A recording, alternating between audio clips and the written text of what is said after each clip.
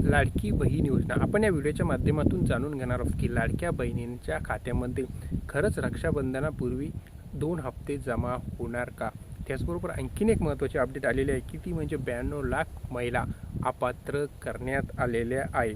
त्यामुळे आर्थिक भार कमी करण्यात आलेला आहे. तर काय खरोखर 92 लाख महिला अपात्र झाल्या का आणि रक्षाबंधनापूर्वी लाडक्या बहिणींच्या खात्यामध्ये पैसे जमा होणार का? हीच 2 विषयावर आज आपण संपूर्ण माहिती बघणार आहोत. तर तुमच्यासाठी महत्त्वाची आणि आनंदाची बातमी तर आपण घेऊन आलेलोच आहोत, परंतु तुम्ही व्हिडिओ हा शेवटपर्यंत नक्की बघा आणि व्हिडिओला लाईक शेअर आणि सबस्क्राईब करायला विसरू नका. चला तर आपण महत्त्वाचा विषय बघू, तो म्हणजे 92 लाख महिला अपात्रांची नावं कापण्यात आली आहे का? जर आपण बघितलं तर राज्याच्या महायुती सरकारची महत्त्वाकांक्षी ठरलेल्या मुख्यमंत्री लाडकी बहीण योजनेअंतर्गत 92 लाख अपात्र महिलांची नावं कापलं असल्याची माहिती आता उघडण्यात आलेली आहे. म्हणजे RTIद्वारे ही माहिती उघड करण्यात आलेली आहे. जर आपण बघितलं तर राज्यातील 92 लाखच्या महिला अपात्र झालेल्या त्यांचे नाव कापण्यात आलेले आहे. जर बघितलं आपण तर तब्बल 4.5 लाख सरकारी कर्मचाऱ्यांनी सुद्धा या लाडकी बहीण योजनेचा लाभ घेतलेला आहे. एकूण 4.5 लाखाहून अधिक शासकीय कर्मचाऱ्यांच्या कुटुंबियांनी सुद्धा लाडकी बहीण योजनेचा निधी हा लाटलेला आहे, अशी माहिती अधिकारात RTI समोर आलेली आहे.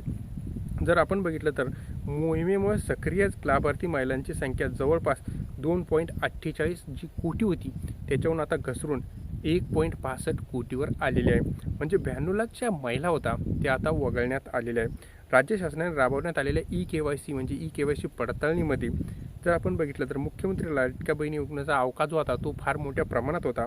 तर RTI कार्यकर्ते जितेंद्र घाडके यांनी दाखल केलेल्या RTIमध्ये असे सांगण्यात आलेले आहे की या मोहिमेत सक्रिय असलेल्या लाभार्थ्यांची महिलांची संख्येची होती 2.48 कोटी होती, त्यावरून आता ती घसरून ती झालेली आहे 1.65 कोटी. म्हणजे जे 92 लाख महिला आहेत त्या आता यामधून वगळण्यात आलेले आहे. हजारो अपात्र शासकीय कर्मचारी सुद्धा या योजनेमध्ये पैसे घेत होते. म्हणजे eKYC पूर्ण न झालेले दुर्गम भागातील गरीब महिला अजूनही योजनेपासून वंचित आहे. तर आपण बघितलं बराचसा दुर्गम भाग असा आहे की eKYCची सुविधा उपलब्ध नाही आणि त्या महिलांना eKYC संदर्भात माहिती नाही. ज्या खरोखर पात्र आहे त्यासुद्धा महिला अजून या योजनेमध्ये अपात्र आहेत. परंतु ज्या महिला पात्र नसून सुद्धा लाभ घेत होत्या आता अशा महिला योजनेतून बाहेर वगळण्यात आलेल्या आहेत. अपात्रतेचे कारण जर आपण बघितलं आणि लाभार्थी संख्या किती eKYC पूर्ण न झालेल्या महिला त्या आहे 62 लाख. वार्षिक कौटुंबिक उत्पन्न 2.5 लाखापेक्षा जास्त असणाऱ्या 16 लाख. eKYC अंतर्गत शासकीय कर्मचारी 4.42 लाख. संजय गांधी निराधार 3.60 लाख. एकाच कुटुंबातील 2पेक्षा अधिक लाभार्थी 2.50 लाख.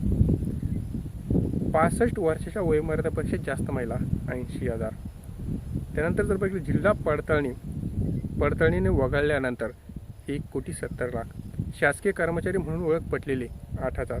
एकूण अंदाजी कापत 92,10,000 एवढ्या महिला ह्या वगळण्यात आलेल्या आहेत. आता लाडक्या बहिणींना जर आपण बघितलं तर महत्त्वाची माहिती म्हणजे आता जो येणारा रक्षाबंधनाच्या दिवशी किंवा रक्षाबंधनाच्या पूर्वसंध्येलाच महिलांच्या खात्यामध्ये लाडकी बहीण योजनेचा जो हप्ता आहे तो जमा केला जाणार आहे. आता बऱ्याचशा ठिकाणी असं म्हणण्यात आले की 2 हप्ते एकत्र जमा होणार, तर 2 हप्ते एकत्र जमा होणार नाही. हे संबंधी कुठेही अशी माहिती दिलेली नाही.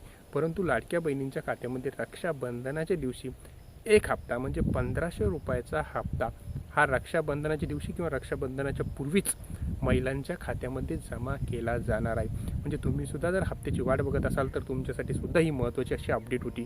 तर लाडक्या बहिणींना आता 1,500 रुपये जर मिळणार, त्याचबरोबर 92 लाख महिलासुद्धा त्याच्यातून कापण्यात आलेल्या आहे. ही माहिती RTI म्हणजे माहितीच्या अधिकाराद्वारे देण्यात आलेली आहे. तर माहिती कशी वाटली? माहिती आवडल्यास चॅनलला लाईक शेअर आणि सबस्क्राईब करायला विसरू नका. धन्यवाद.